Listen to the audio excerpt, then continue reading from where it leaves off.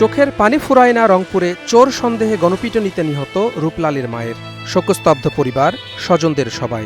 দলিত সম্প্রদায়ের পরিবারগুলো সহ স্থানীয়রা ফুঁসছে এ হত্যার বিচারের দাবিতে।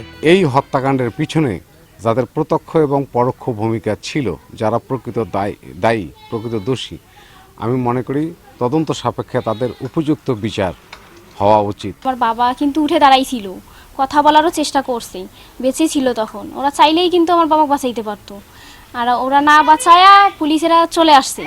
আসার পরে আবার গেছে সেনাবাহিনী নিয়ে। ওরা তো ওখানে থেকেই ফোন করে ডাকতে পারতো। আমাদের দাবি ওদের সাহায্যে আরও কে ছিল, মানে প্রকৃত আসামি কে ওদের দ্বারা তো জানা যাবে।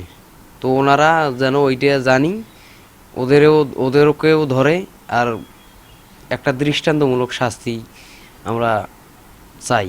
ঘটনার সঙ্গে জড়িতদের গ্রেফতারে বিশেষ অভিযান পরিচালনা করা হচ্ছে বলে জানিয়েছে পুলিশ। এরই মধ্যে গ্রেফতার 4 জন রিমান্ডে রয়েছেন। শুনানি হয়েছে, সেই শুনানিতে বিজ্ঞ আদালত প্রত্যেকে 3 দিন করে রিমান্ড মঞ্জুর করেছে। আমরা তাদেরকে নিয়ে আসবো, নিয়ে এসে জিজ্ঞাসাবাদ করব।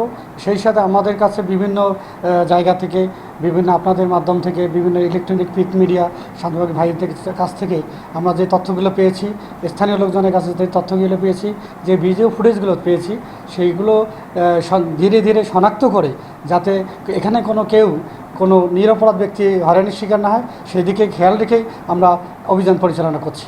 রূপলালের স্ত্রী মালতী দাসের 700 জনকে আসামি করে হত্যা মামলার পর থেকে গ্রেফতার আতঙ্কে ঘটনাস্থলের আশপাশের কয়েক গ্রাম পুরুষ শূন্য হয়ে পড়েছে। গা ঢাকা দিয়েছেন তারা। সম্প্রতি বটতলী এলাকায় চালককে অজ্ঞান করে ভ্যান চুরির কয়েকটি ঘটনা ঘটে বলে জানায় এলাকাবাসী। এ নিয়ে ক্ষুব্ধ জনতা গত শনিবার রাতে চোর সন্দেহে উপজেলার সয়ার ইউনিয়নের বুড়িরহাট বটতলী এলাকায় ভ্যানসহ 2 জনকে আটক করে। তাদের কাছ থেকে পাওয়া বোতলে দুর্গন্ধযুক্ত পানীয় পেলে সন্দেহ বেড়ে যায়। পরে স্কুল মাঠে নিয়ে রূপলাল দাস ও প্রদীপ লালকে মারধর করে। পরিচয় দিলেও থামেনি নির্যাতন। পুলিশ এলেও পরিস্থিতির সামাল দিতে ব্যর্থ হয়।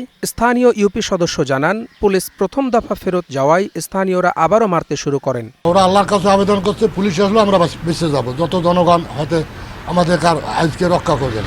এরা কিন্তু বাসি হুইসিল টুইসিল দিয়ে পেছে গেছে। ওনার অবহেলার জন্য পুলিশ লোক দুইটাকে উদ্ধার করলো। 2 গাড়ি পুলিশ, মানে 12-14 জন।